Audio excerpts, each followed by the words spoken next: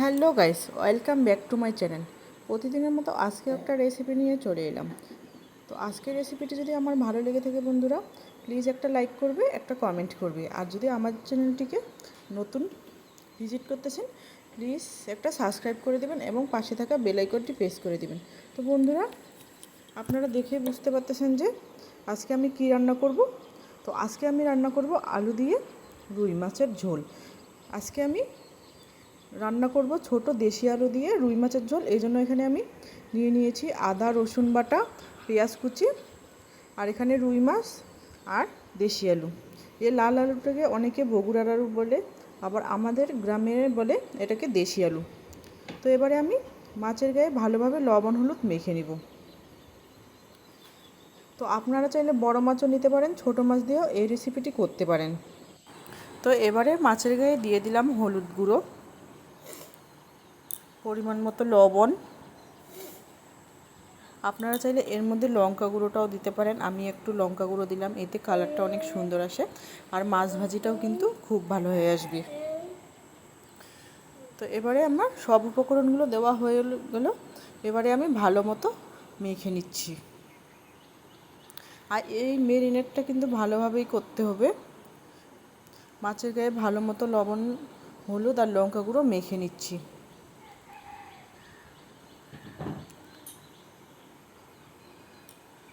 তো এই রেসিপিটি যে কোনো মাছ দিয়ে রান্না করলেই খেতে অসাধারণ লাগে। তো আমার ম্যারিনেট করা হয়ে গেছে, এবারে চুলায় যাই। চুলা বসিয়ে প্যান গরম করে দিয়ে দিব তেল। এখানে তেলটা একটু বেশি পরিমাণে দিচ্ছি। তো তেলটা গরম হয়ে আসলে একটু আমি লবণ দিয়ে দিলাম। এতে কিন্তু মাছ ভাজাটা একেবারে কড়াইয়ে লেগে যাবে না আর মাছটা সুন্দর মতো উঠে আসবে। তো এবারে আমি মাছগুলোকে অ্যাড করে দিচ্ছি। আমার এখানে 4 পিস মাছের দরকার ছিল, তাই আমি 4 পিস মাছ দিয়েছি। আপনারা যাদের পরিমাণ মতো আপনারা নিতে পারেন। তো মাছগুলোকে দিয়ে আমি এপিট ওপিট ভেজে নিব ভালোভাবে। আর মাছ ভাজার সময় খেয়াল করবেন তেলটাকে পুরো হিট করে কিন্তু আপনারা একটু লবণ দিয়ে মাছটা ভাজবেন, দেখবেন যে মাছ একেবারেই ভেঙে যাচ্ছে না, আলতোভাবে উঠে যাবে। তো আপনারা দেখেই বুঝতে পারতেছেন।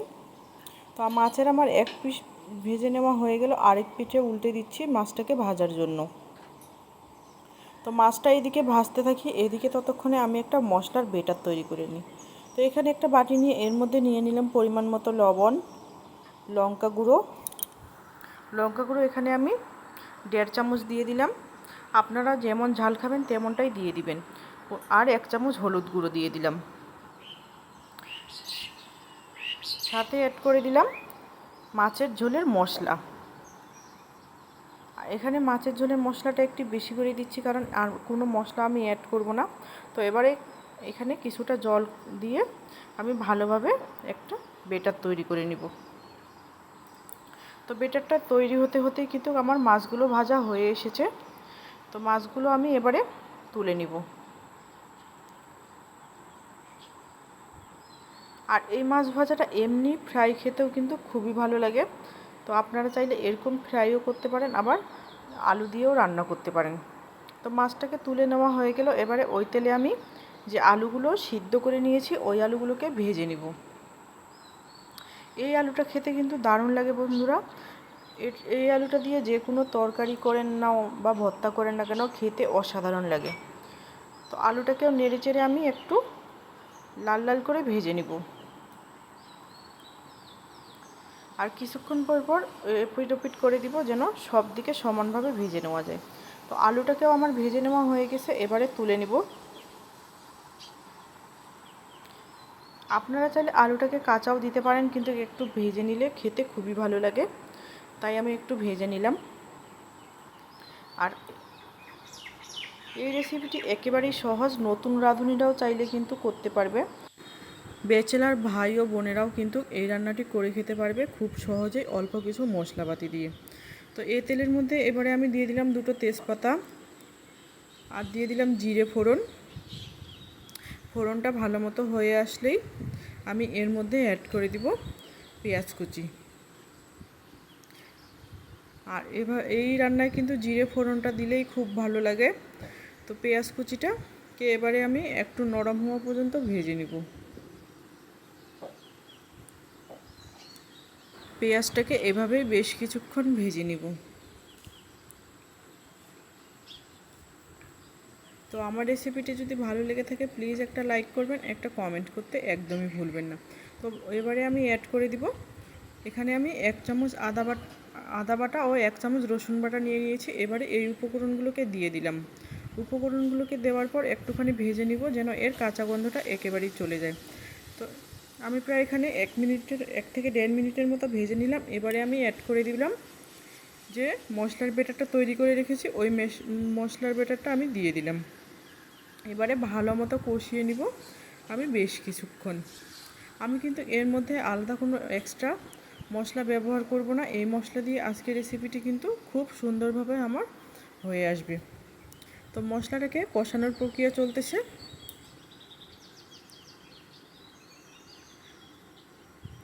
তো মশলাটা আমি কষতে থাকবো এভাবেই। আর মশলাটাকে আমি প্রায় এখানে 4 থেকে 5 মিনিটের মতো কষিয়ে নিয়েছি। যত বেশি সময় ধরে কষাবেন তত কিন্তু ভালো।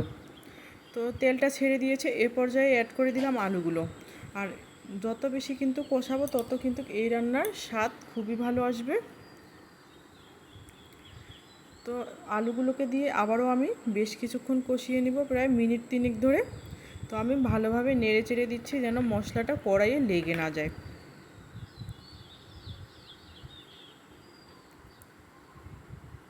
তো অনেকেই আছে এইভাবে আলু দিয়ে খেতে চায় না, কিন্তু তারা একবার ট্রাই করে দেখতে পারেন, খেতে অসাধারণ লাগে।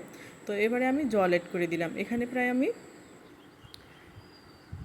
1 কাপের মতো জল দিয়ে দিলাম। তো এই জলটাই হয়নি, আমি আবারও এখানে 1/2 কাপ জল অ্যাড করে দিয়েছি। তো এবারে রান্নাটা ফুটতে থাকুক। রান্নাটা ফুটতেছে, যেহেতু আলুটাকে আমার আগে থেকে সিদ্ধ করা আছে, তাই কিন্তু এই রান্নাটি আর বেশিক্ষণ রান্না করতে হবে না। তো ঝোলটা ভালো মতো ফুটতেছে। আমি প্রায় এখানে আবারও 4 থেকে 5 মিনিট রান্না করার পর দিয়ে দিলাম ভেজে রাখা মাছগুলোকে দেওয়ার পর আমি ঝোলের মধ্যে ডুবিয়ে দিচ্ছি। আর ঝোলের মধ্যে ডুবিয়ে দিলে ভালো মতো মশলা ও ফ্লেভারটা মাছের গায়ে ঢুকবে, তাই কিন্তু অবশ্যই মাছটাকে ডুবিয়ে দিতে হবে। তো আবারও আমি মাছটাকে দেওয়ার পর এখানে রান্না করে নিব 3 মিনিটের মতো। তো ভালোভাবে নাড়াচাড়া করিয়ে দিচ্ছি। তো আপনারা চাইলে কিন্তু এই রেসিপিটি একইভাবে ডিম দিয়েও রান্না করতে পারেন, খেতে খুবই ভালো লাগে। ডিম দিয়ে হোক বা মাছ দিয়ে হোক, খেতে খুবই ভালো লাগে। তো এবারে রান্না করা আমার প্রায় হয়ে গেছে, চুলাটা বন্ধ করে দিলাম। আর এদিকে আমি ঢেঁড়স ভাজি করে নিব, এই জন্য ঢেঁড়সটাকে কেটে নিয়েছি, সাথে 3টে কাঁচামরিচও নিয়ে নিয়েছি। তো এবারে লবণের মধ্যে দিয়ে দিব হলুদ গুঁড়ো আর পরিমাণ মতো লবণ। তো ভালোভাবে হলুদ লবণ মিশিয়ে এবারে আমি একটা কড়াইয়ে পরিমাণ মতো তেল নিয়ে নিয়েছি। তেল নেওয়ার পর এবারে ঢেঁড়সগুলোকে দিয়ে দিলাম। আর ঢেঁড়সটাকে আমি এই স্লাইস করে কেটে নিয়েছি। তো আপনারা চাইলে আপনাদের পছন্দ মতো কেটে দিতে পারেন। এবারে তেলের মধ্যে আমি ভালোভাবে নাড়াচাড়া করিয়ে ভেজে নিব। আর এইভাবে ঢেঁড়স ভাজি করলে কিন্তু খেতে খুবই ভালো লাগে। তো আমি নেড়ে চেড়ে ঢেঁড়সটাকে এখন ভেজে নিচ্ছি। আর কিছুক্ষণ বাদে বাদে কিন্তু ঢেঁড়সটাকে নেড়ে দিচ্ছি। তো দেখে বোঝা যাচ্ছে যে তেল হয়নি, কিন্তু ঢেঁড়সটা যখন ভাজা হয়ে আসবে তখন দেখে বোঝা যাবে যে না, এটার মধ্যে তেল হয়েছে। তো এদিকে আমি তরকারিটাকেও সার্ভ করে নিয়েছি। আর এর কালারটাও কিন্তু অসাধারণ হয়েছে বন্ধুরা। এটা কিন্তু রুটি বা গরম ভাতের সাথে খেতে খুবই ভালো লাগবে। আর ঢেঁড়সটাও আমার প্রায় ভাজা হয়ে আসতেছে। আর ঢেঁড়স কাটার সময় অবশ্যই খেয়াল করবেন ঢেঁড়সটাকে আগে ভালোভাবে ধুয়ে পরিষ্কার করে নিয়ে তারপর ঢেঁড়সটাকে কাটতে। এতে কিন্তু ঢেঁড়সের যে একটা জল থাকে, এই জলটা থাকবে না যদি আপনারা আগেই ধুয়ে কেটে নেন। আর যদি কেটে নেওয়ার পর ধুয়ে নেন তাহলে কিন্তু ঢেঁড়স থেকে প্রচুর জল বেরিয়ে আসবে। তো ঢেঁড়সটাকেও আমার ভেজে নেওয়া হয়ে গেল। তো এদিকে ঢেঁড়স ভাজি, মাছের ঝোল, আলু দিয়ে মাছের ঝোল। তো কালারটাও অনেকটা সুন্দর হয়ে এসেছে। এটা আমরা গরম ভাতের সাথে খাবো। আর দুপুরে এই রান্নাটি করেছিলাম, তো খেতে খুবই ভালো লাগছে। ঢেঁড়স ভাজি, মাছের ঝোল আমার একেবারেই রেডি। তো আজকের ভিডিওটি এ পর্যন্তই। Thank you for watching my video.